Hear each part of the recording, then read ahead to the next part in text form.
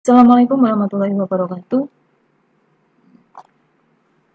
Video saya kali ini adalah membahas tentang apa saja komponen di dalam basis data. Video saya sebelumnya sudah membahas apa itu basis data, terus kemudian macam atau jenis yang ada di dalam basis data itu apa saja. Kita ulas sebentar bahwa basis data itu adalah sekumpulan data yang saling berhubungan dengan minimum redundansi untuk menghasilkan satu informasi yang berguna bagi penggunanya atau berguna bagi user. Semua data di dalam basis data itu disimpan dalam satu database yang bisa dimanfaatkan oleh user ataupun pengguna. Ya. Konsepnya adalah ada input, ada proses, dan ada output.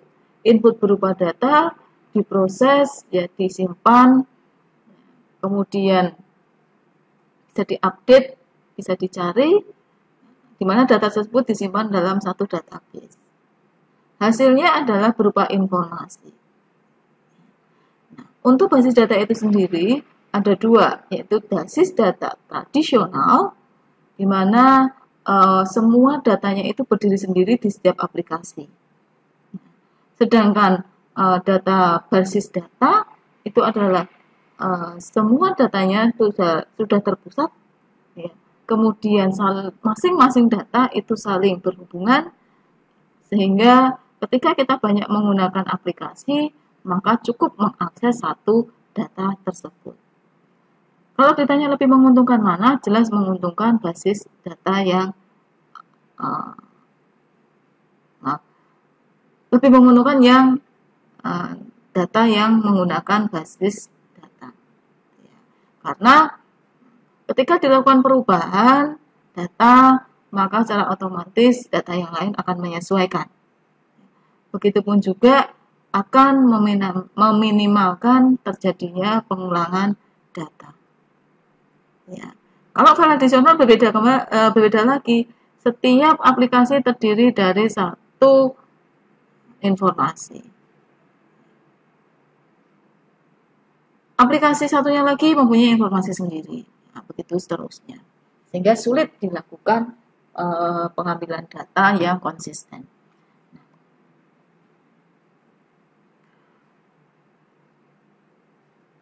Oke, ini adalah tujuan umumnya. Apa isu sistem basis data? Sebuah tantangan atau keterpaduan yang terdiri atas sejumlah komponen fungsional dengan satu fungsi dan tugas khusus yang saling berhubungan, ya, dan secara bersama-sama untuk memenuhi satu proses atau pekerjaan tertentu. Basis data hanya sebuah objek pasif, ya. Ia ada karena ada pembuat, ada yang membuat. Dia tidak akan pernah berguna jika tidak ada pengelolanya. Jadi, basis data itu dibuat karena ada pembuat dan ada yang memanfaatkannya.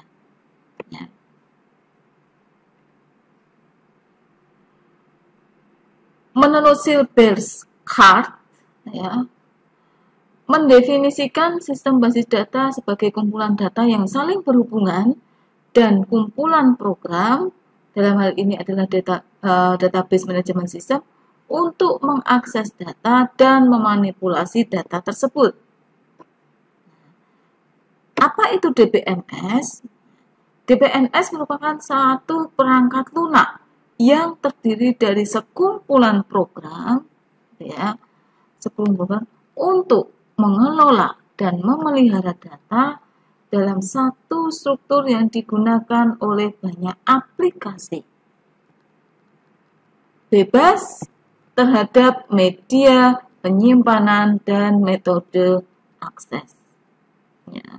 Jadi database management system itu adalah suatu tempat yang besar di mana kita dapat memelihara, dalam arti bisa mengelola, ya, menginput, mengedit, menghapus dalam satu data tertentu. Sistem tersebut menyusun elemen data di dalam struktur yang telah didefinisikan sebelumnya dan menyimpan relasi di antara elemen data yang berbeda di dalam basis data.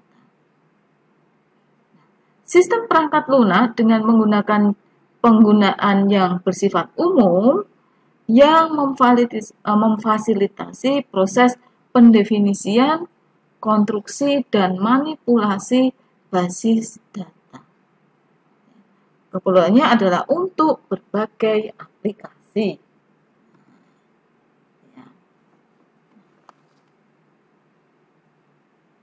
Untuk penggunaan satu database management system yang sifatnya umum, itu tidaklah cukup dengan mengimplementasikan satu basis data yang berbasis komputer.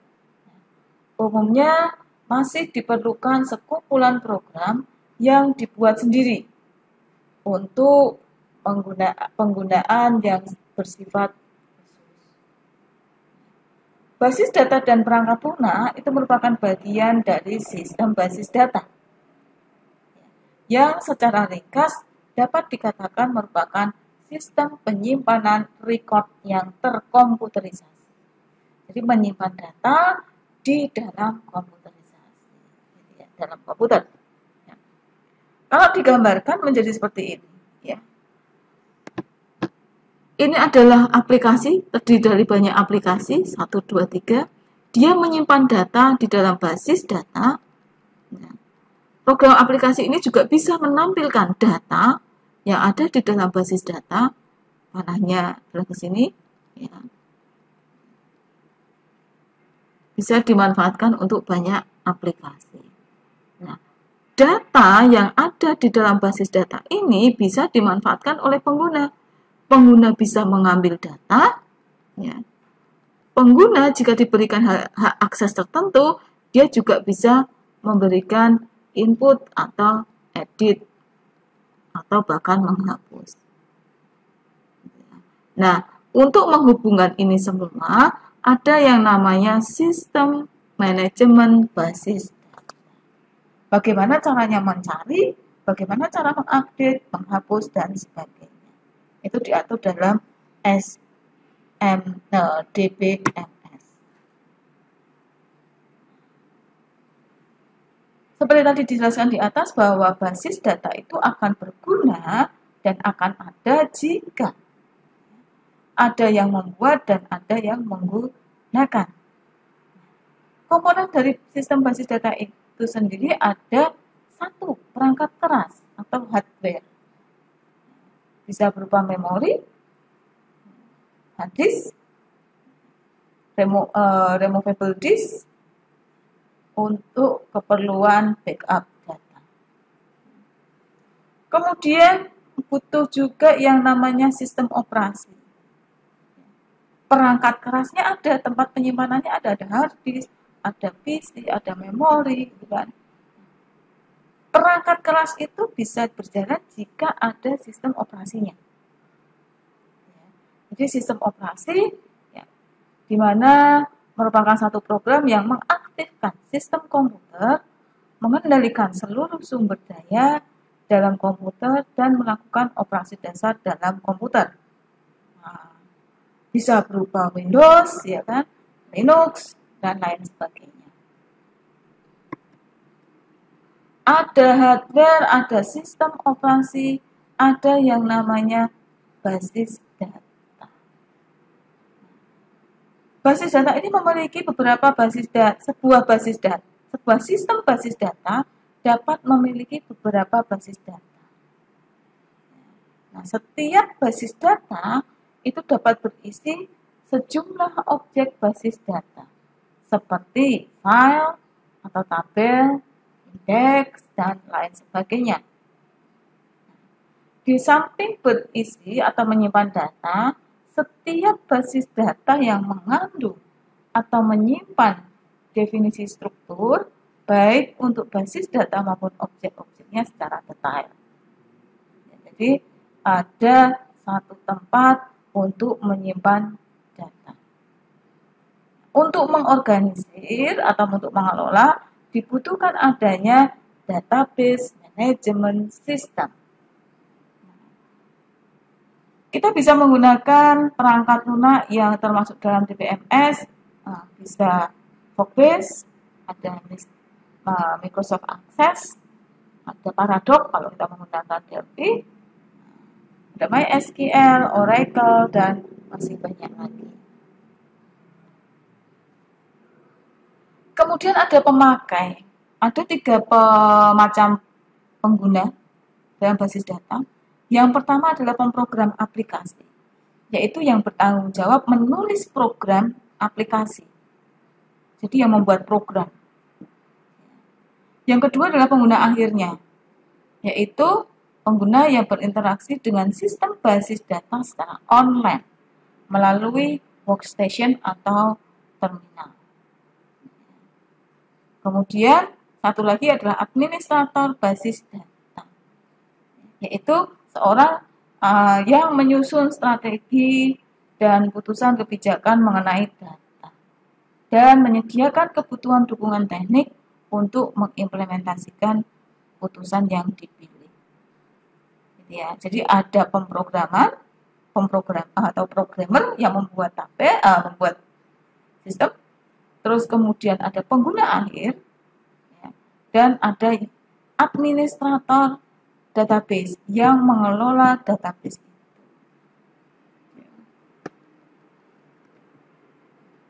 Yang ketujuh ada aplikasi. Jadi ada satu database. Nah, database itu akan bermanfaat. Ada satu aplikasi yang fungsinya untuk sebagai penghubung untuk menampilkan database. Contohnya saja, misalkan di sistem informasi akademik, itu ada bahasa desktopnya, ada aplikasinya sendiri. Terus kemudian dalam aplikasi itu ditanam satu database. Nah, program aplikasi ini sifatnya adalah opsional, artinya ada dan tidaknya itu tergantung kebutuhan kita.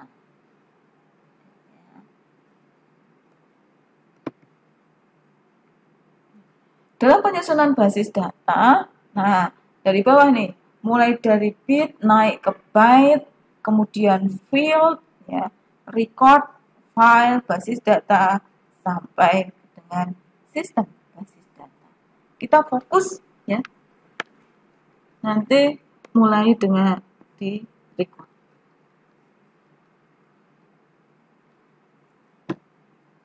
Di dalam record nanti ada field, ada byte, ada bit.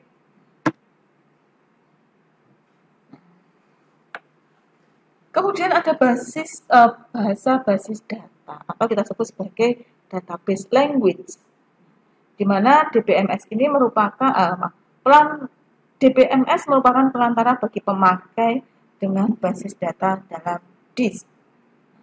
Cara berinteraksinya antara pemakai dengan basis data perlu diatur dalam satu bahasa khusus.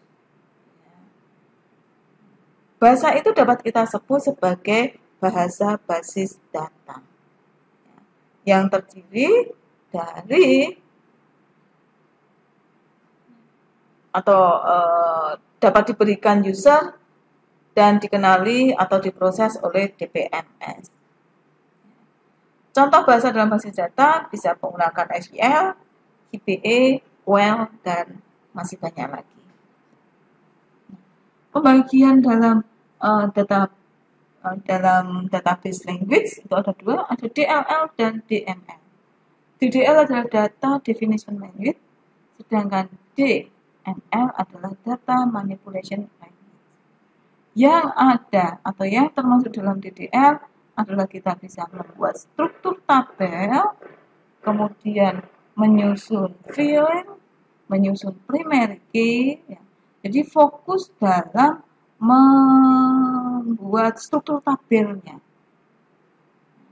Berbeda dengan DML, kalau DML fokus pada pengisian data, mengedit data, mengupdate, menghapus, mencari. Itu ada di data manipulation language.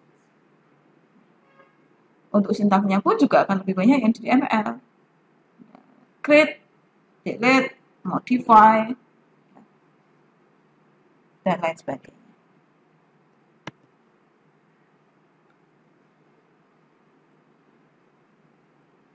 Ini yang bisa dilakukan di dalam DDL, membuat tabel baru, membuat indeks, mengubah tabel, menentukan struktur penyimpanan tabel. Kalau kita lihat kan, ini benar-benar pada struktur dari tabelnya.